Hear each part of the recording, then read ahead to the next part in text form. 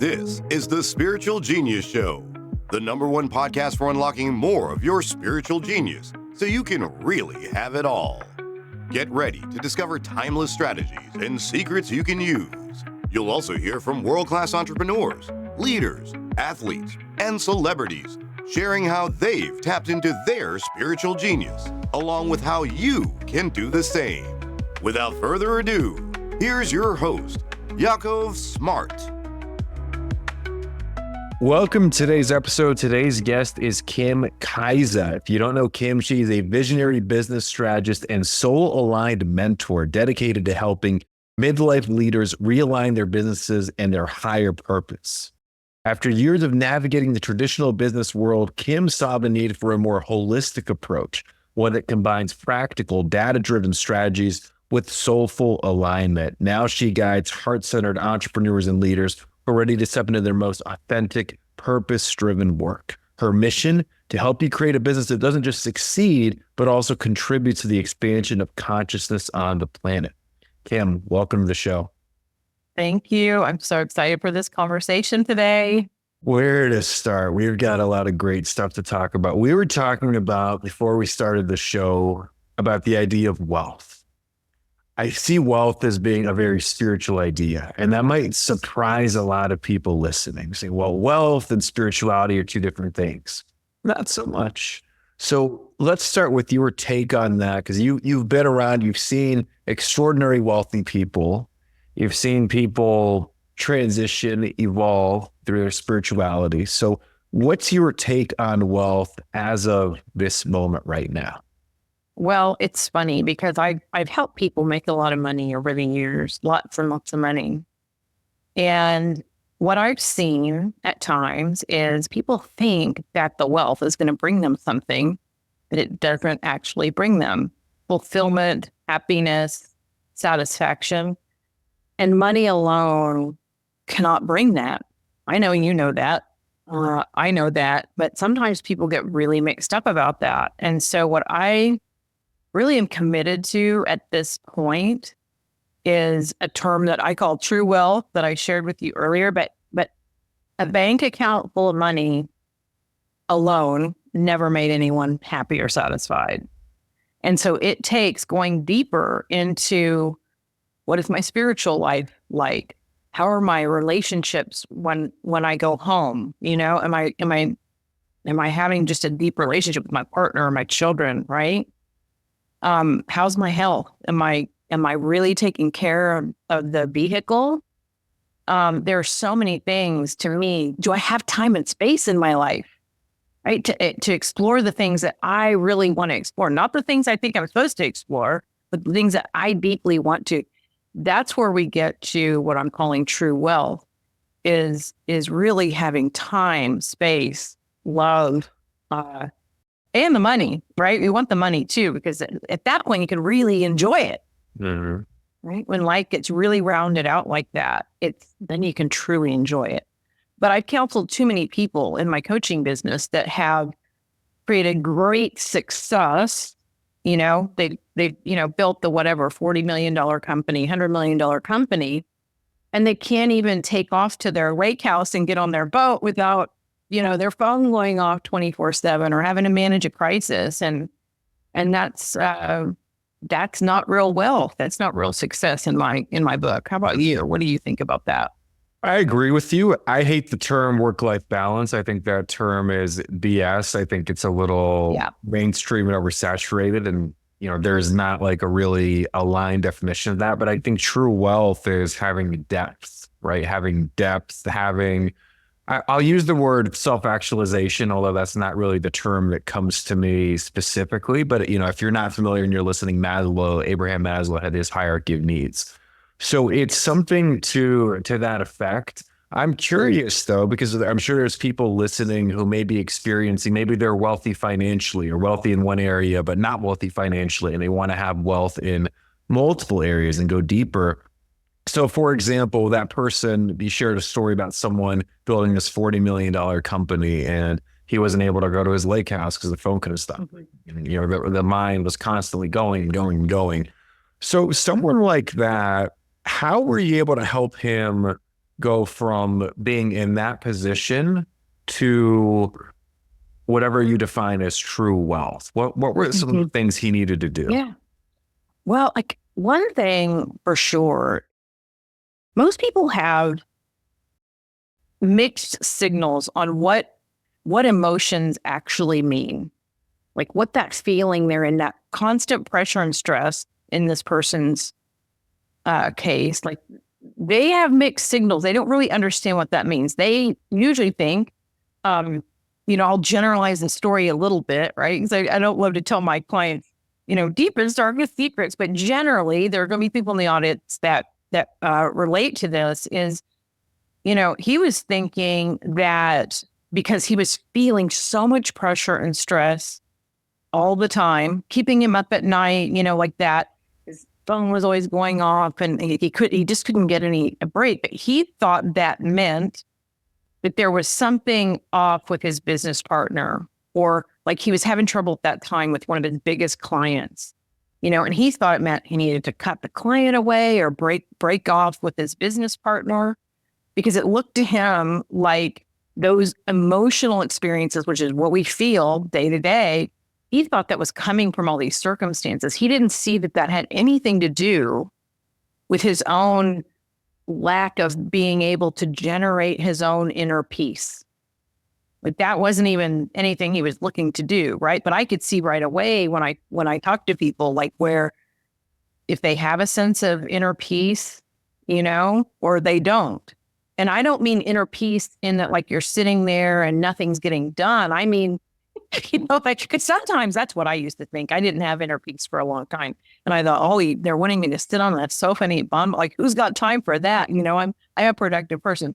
I'm talking about like a regenerative resilience or well-being, So we worked with him immediately on, he thought all of his emotions were coming from the outside. So we started going, okay, now those mean that you're off internally 99.9% of the time. Almost all the time. That means something's off internally for you. So if you go out here and try to fix these problems on the outside, but really the imbalance is internal, you're going to make a big mess. Because you're going to sell a business that you really didn't need to sell, or you're going to tick off one of your clients, like that kind of thing.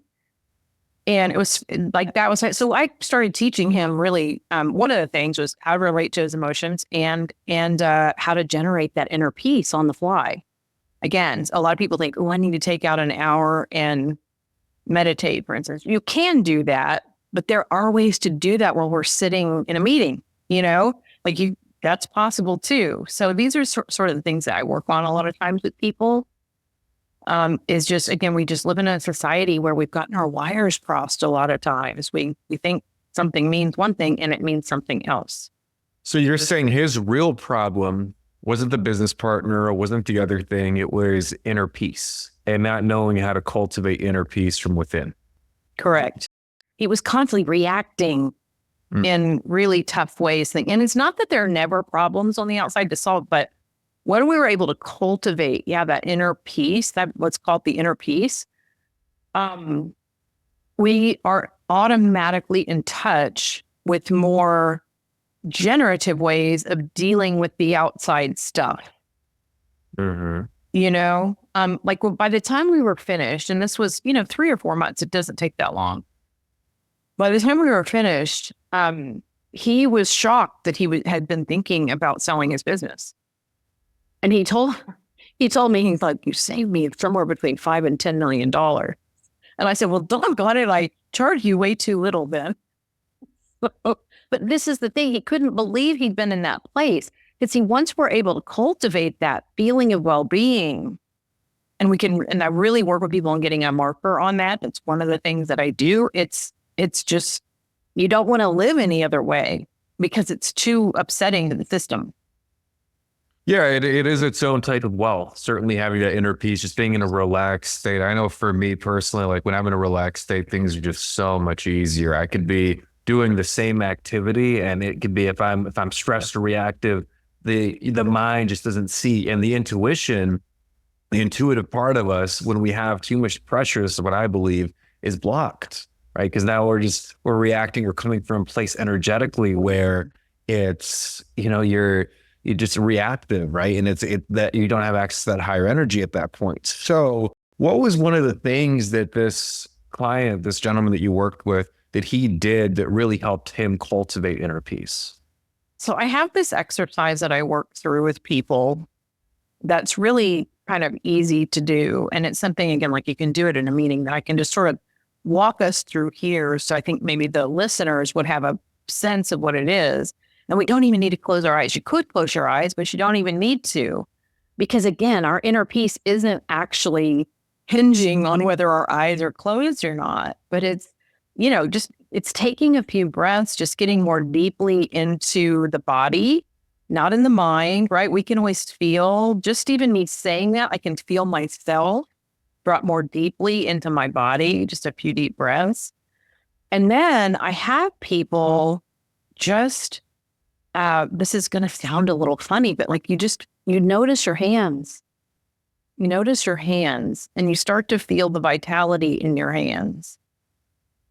And you can feel like just when you notice something, just a body part, and I think the hands are just real easy to do because, we feel stuff with them.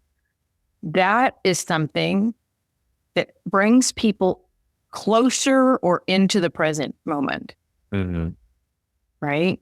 And so that's something like I always, a lot of my clients are executives. I'll say, this is something you can do in a meeting. You cannot be doing this at a board meeting and just noticing your hands while having a conversation. Like I'm not out of this conversation with you and I, but I've gone more deeply. I can feel my heart resonance start to kick in.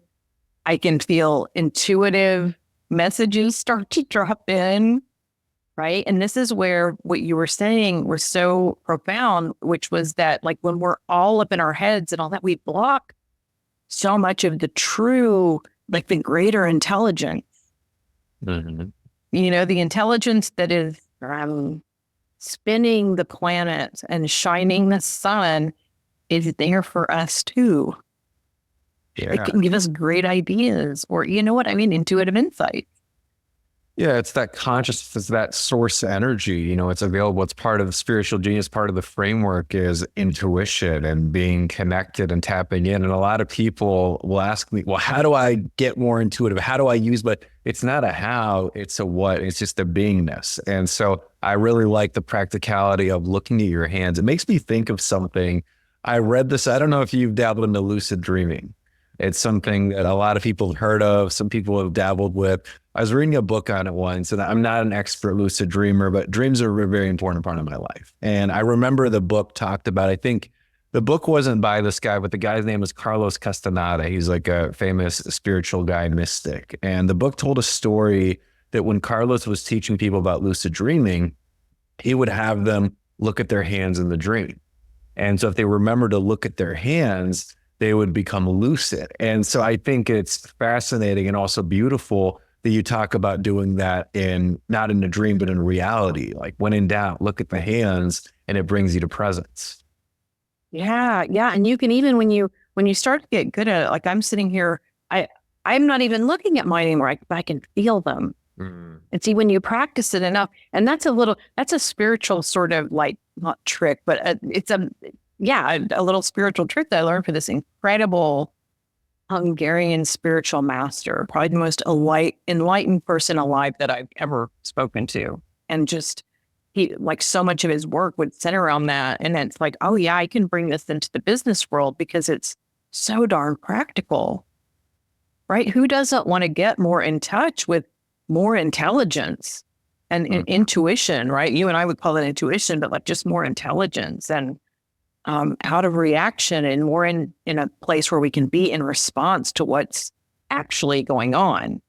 Well, I think for the segue to that for a lot of people, it certainly has been for me. It was wanting a change in reality, right? Whether it's wanting to be healthier, different relationships, wealthier, all these different things. So most people listening probably don't wake up in the morning saying, hey, I want to get more in touch with spiritual intelligence, or well, I want to be more relaxed or peaceful. They would come say, I want more money. I want to have more happiness. I want to have more time. I want better relationships. And it's sort of a bridge to getting there. One of the tools is inner peace, right? The dialogue with self. I'm curious to hear about this Hungarian guy, this Hungarian spiritual master. Like, what's the story? How did you guys connect? And I think it's fascinating when you come across those types of people.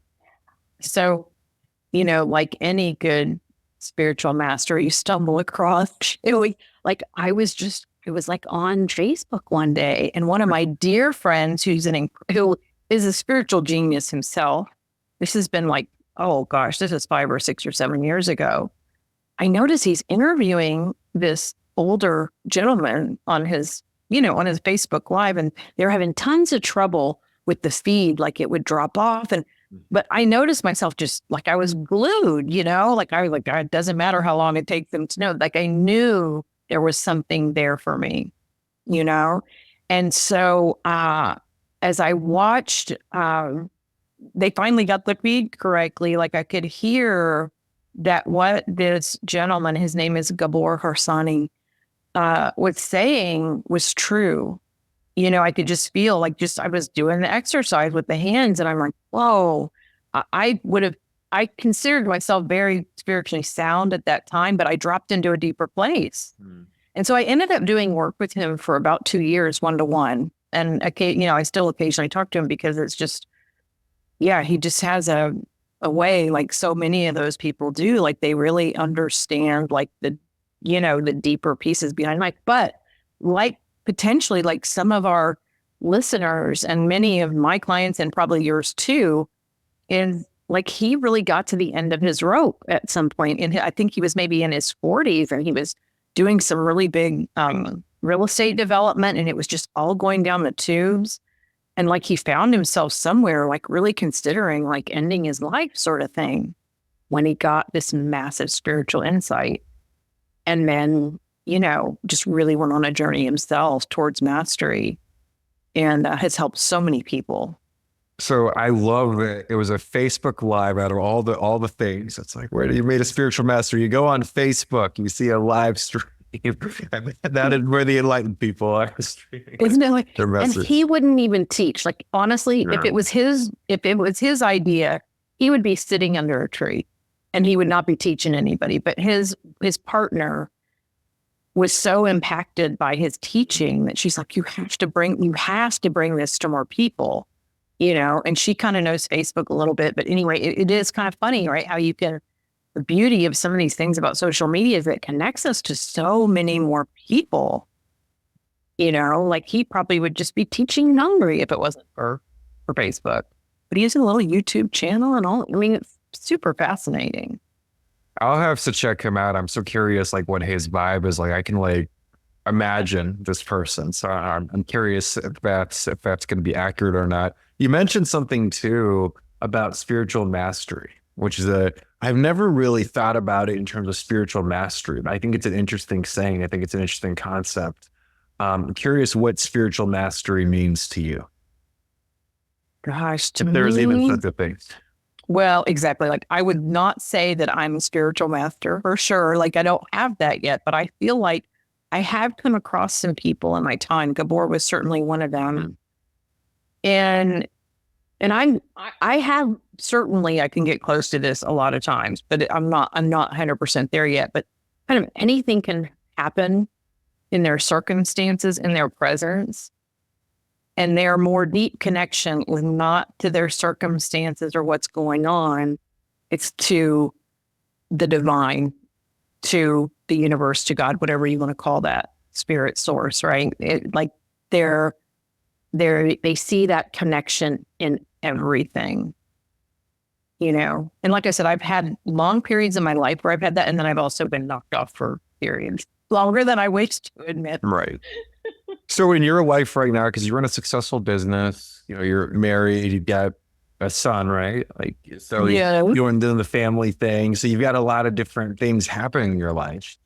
So my take, I wouldn't consider myself a spiritual master or an enlightened person by any means. I'm very clear on that on the show. We talked about spiritual genius, and my definition of spiritual genius being self-mastery or self-discovery, really, energetics, understanding that, and also intuition, right? So that is like the key framework. And I think we all have it in us. We all have spiritual genius. We talk about that in the first few episodes. So I'm curious, when you go about your day, and I can speak for myself as well, do you see everything spiritually?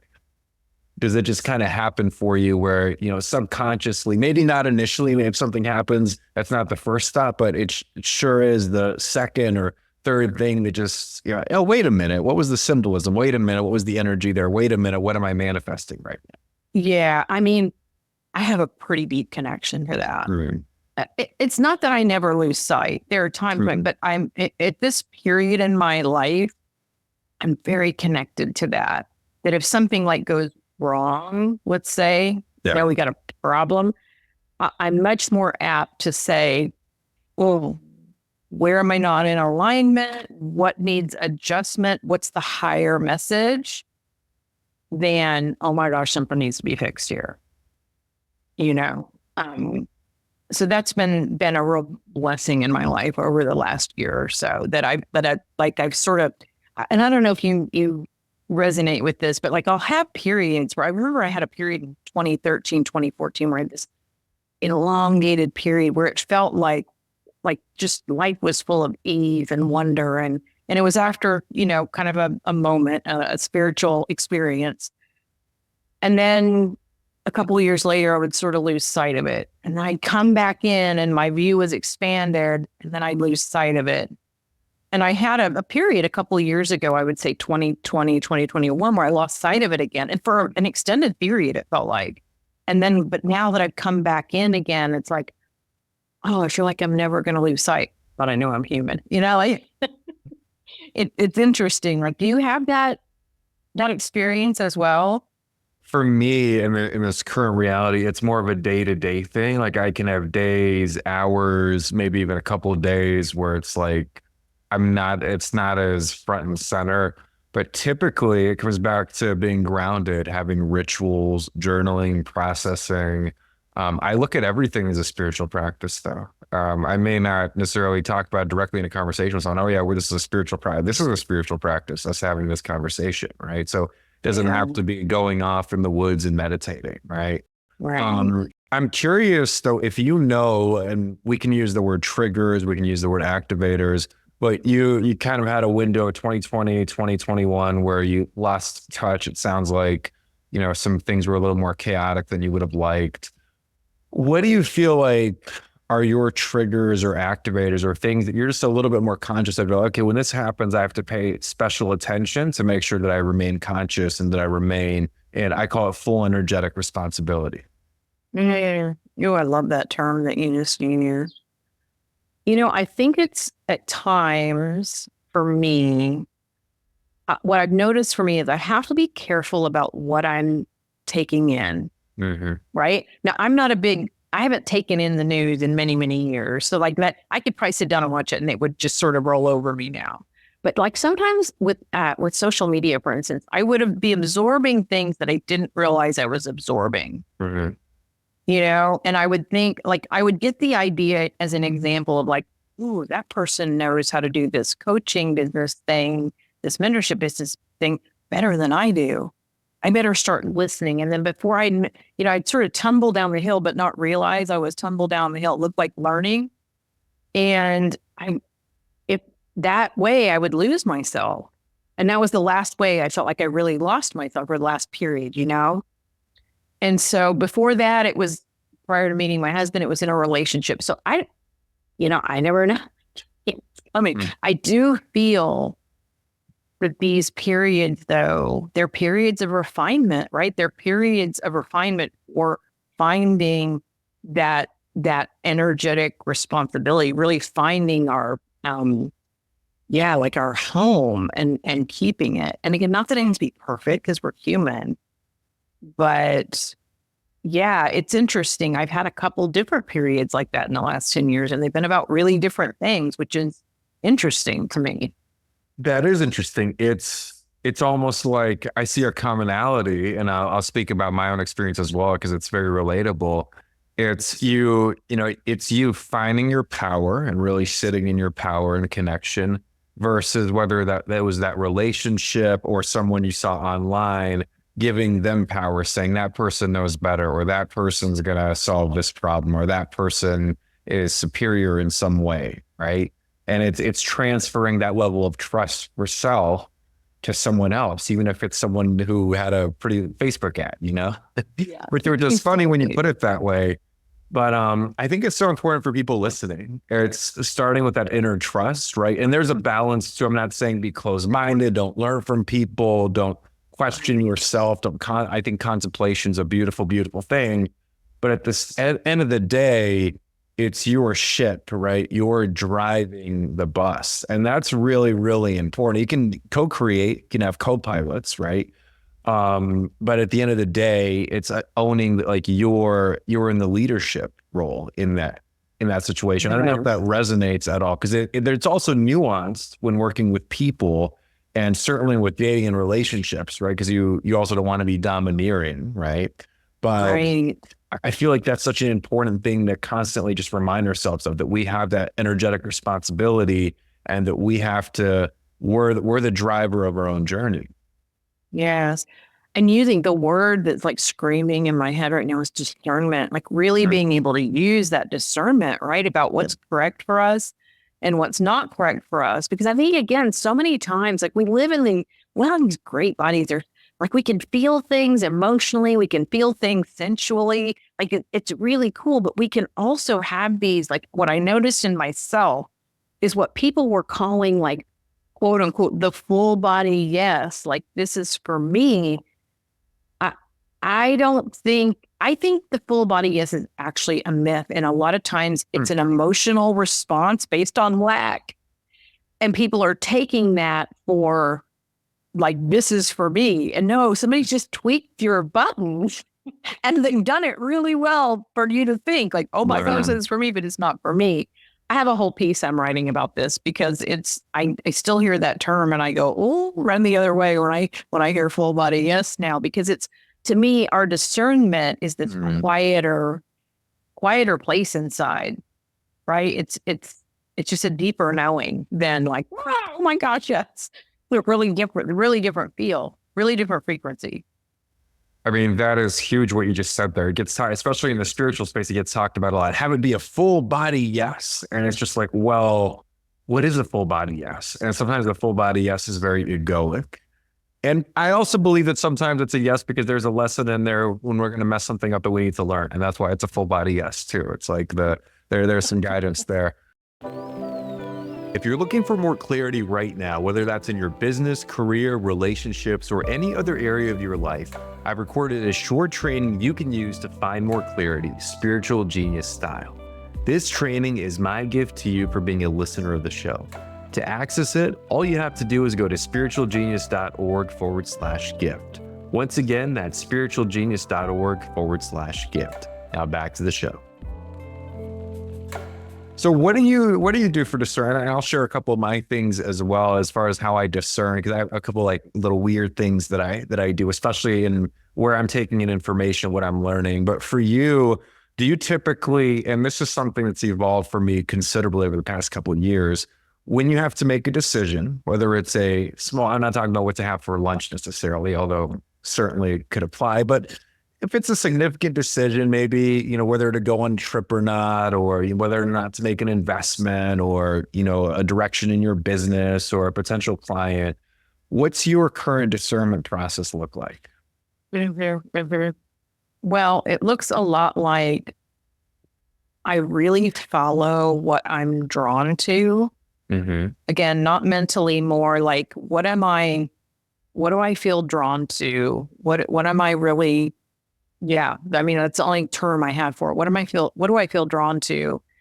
And what I also notice how I use my discernment is if I start analyzing too much, I'm not saying don't use logic, but I'm saying if I notice myself kind of making a chart about some decision, I'm probably off base. That's usually a sign to me where I know what to do, but I'm either trying to justify it or go against it. You know what I mean? Like, why do we need all this evidence when we really are? I feel most people were equipped with a compass. Mm-hmm. Really are equipped with the compass. And I know for me, like in human design terms, I'm emotional authority, which is the decision-making authority. You are too. So, like we don't make decisions well from a high or low. We want to let that mostly settle.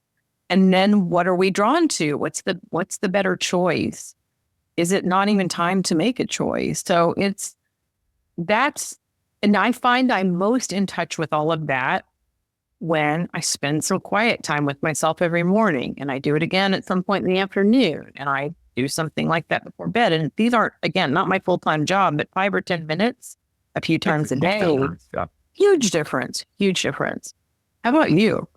Yeah, it's interesting because when you were talking, and this is one of the ironies of life, I believe, right? Like if you and I were to have a conversation and you were to say, hey, I'd like your advice on this particular decision, it would be exponentially easier for me to objectively evaluate the energy and decision for you, not to make the decision for you, but it would be exponentially easier and vice versa, because there's no bias, there's a neutrality. You can truly come in with a neutrality, right?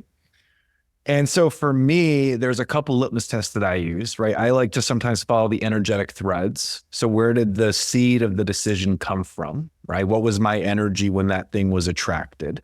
That's typically a nice like initial litmus test. I also look at, my energy in making the decision, where that decision could lead. So if I'm feeling, if I'm in a lower energy level, I'm going to try to refrain from making a decision. If it's a big decision, I will table it. I will postpone it. I will not make that decision. Like if I'm feeling like unfulfilled desire, anger, pride, and then that's like my predominant state at that moment, right? I'm gonna table the decision until I can at least be neutral, right? And so I'll need to calm myself, ground myself, go to the sauna, do what I need to do.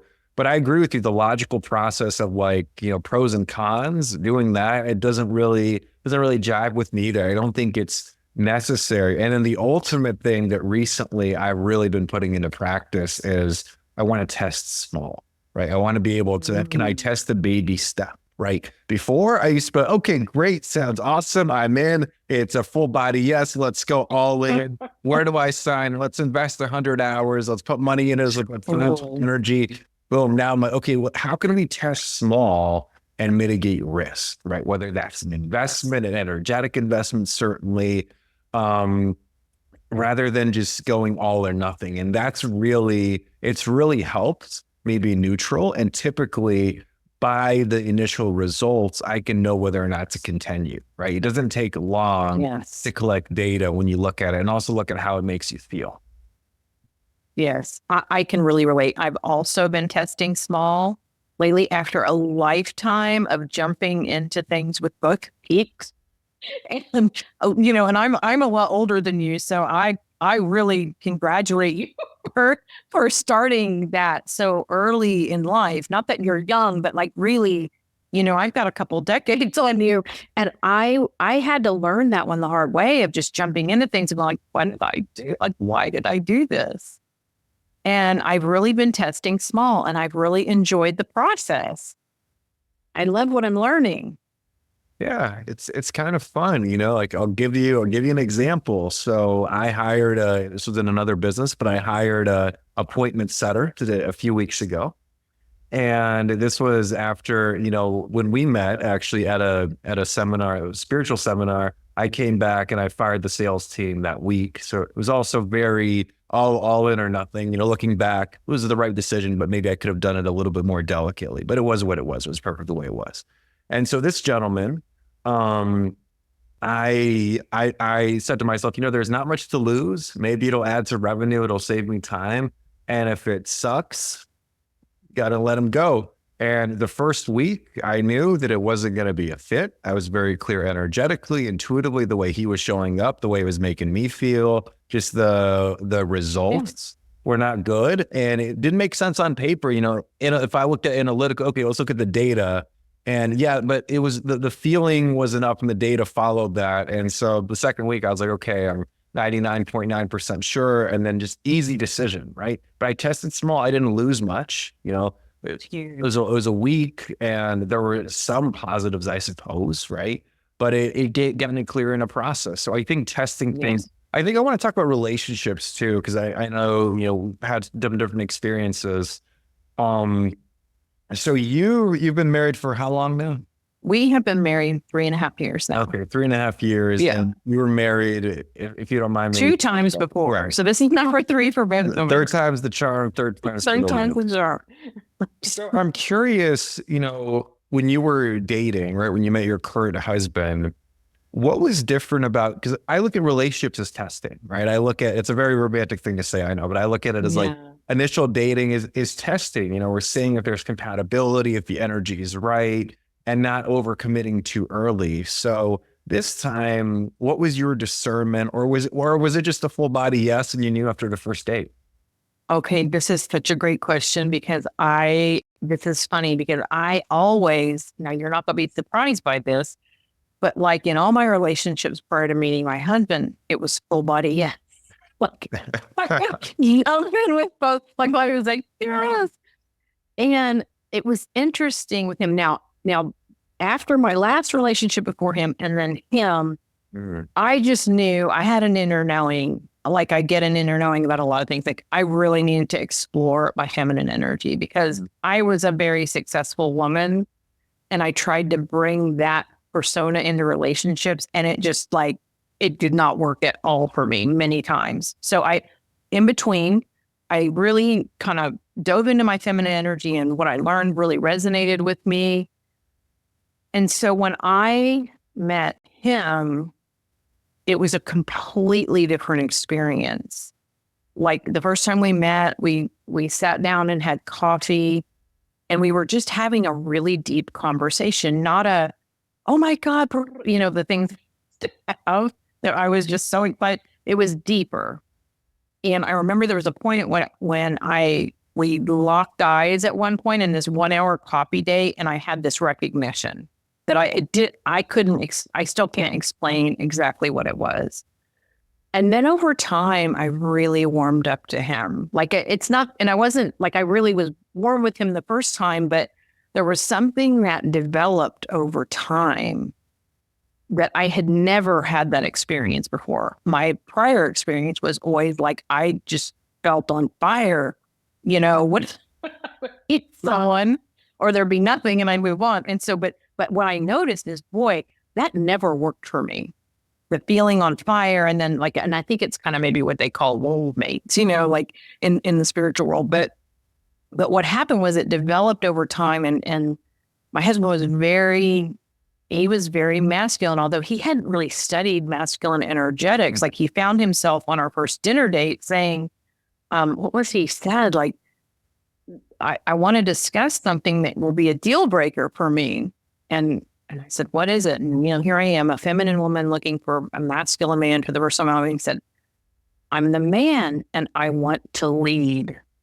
I'm going to lead. It's good. And I was like, I looked around. I thought my friends had put me on the camera or something. Gets like, what? And so there was just this something energetic, I think, between us was already talking way before the humans, and then over time, I just like what happened instead of a wildfire, it was much more of a spark.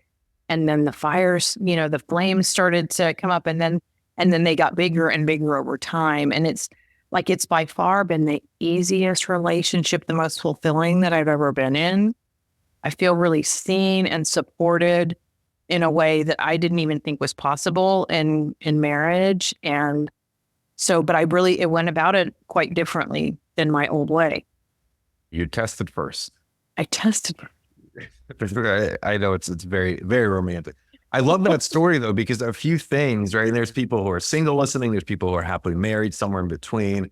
But one of the things is you allowed it, right? You didn't try to put it in a box, because it sounds like you were much more, maybe this isn't the right way to word, much more spiritual, but at least like more like spiritually aware. You'd studied this stuff. It sounds like he wasn't as, or maybe I'm wrong, like as into like spirituality and learning about it. He actually was, but not in the same way. Like it's interesting. Like where he had some studying, he was a seeker too, but not in the same way I was. So it looked really different. It looked really different. But he was open in a way, and and there was just a lot of things between us. There were a lot of things between us that were like what I would call synchronicities, like the timing of certain things, that took place that again, logically, neither of us could have figured all that out, that there was definitely a much, there was the hand of the universe or God in that for sure. Yeah, that's amazing. Yeah. It feels really good. Mark read the server. Great story. There's a lot of people who needed to hear that today. So I want to ask you this as we start to wrap up, right? Because we could talk for hours and hours. There's so many things. But what do you see as like your vision? You've been in business a while, right? You've been helping people on the path for a while. But like, what has meaning for you to create, whether in the business sense or maybe in your personal life, that you want to share over the next several months and even several years? Yeah, it is in a business sense. I'm so wired for business, but it's about people like actualizing through their business. Like, I think I'm sort of wired and have the right experience to work with people who really do their inner work, a lot of it through their business, And so like really finding just purpose-filled work, meaning that not only is satisfying and you feel like you're fulfilling that purpose, but also makes you wealthy in all ways, like that real true wealth. Like and it's taken me a long time to claim what I'm telling you, because for so long I was just really good at helping people make money. You know what I mean? Like that's what it felt like to me anyway. And it's like, no, like I'm here for a deeper purpose. Like I want consciousness to expand on this planet. I think we can do better than we're doing right now, So that's what I'm up to. So really it comes down to helping people elevate their consciousness. That's that's the one thing for you in business. Yes. If there was one thing that you'd want people to take away from listening to us today, if you could sum it up, what comes to you? I think that what will change the trajectory of this world is what we started with. And it's with finding that place inside you, right? Where all is well with the world. And we can each make really good decisions, and we can really get access to more intelligence, better decisions, better ideas. That's the thing I would want people to take away. Beautiful. It's a timeless thing. We all could use more of it for that piece going to that place. So thank you again for being here, Kim. This has been absolutely amazing. Where can people go to find you online and connect with you? Yeah, it's the best place to find me. I love social media. So on LinkedIn, I'm Kim Kaase, Kimkaase, and same on Instagram. And I think on Facebook, I'm Kimberly Kaase. But yes, you can find me. Like, I really do love those platforms. I know people have a love-hate relationship with them, but I'm kind of in the camp of I love them. Yeah, why not? They help you reach more people. They help more people find you. Why not love them? Yeah, absolutely. So, well, thank you again for being here. Really appreciate you. Thank you so much. And thank you for listening to another episode of the Spiritual Genius Show. Thank you for listening to another episode of the Spiritual Genius Show. Remember to subscribe and leave a 5-star review. When you email a screenshot of your review to info@spiritualgenius.org, we'll send you access to a special training on unlocking more of your spiritual genius in your business or career. Once again, the email address to send that screenshot of your review to is info@spiritualgenius.org. And remember, as always, the content of this episode and every other episode of this show are for entertainment purposes only. No solicitations are being made of the audience, and this show is not in any way intended to provide or be a substitute for any medical, legal, or financial advice. It is strongly recommended that you consult with a licensed professional before making any and all decisions around these matters. Till next time, stay well and remember that your spiritual genius awaits.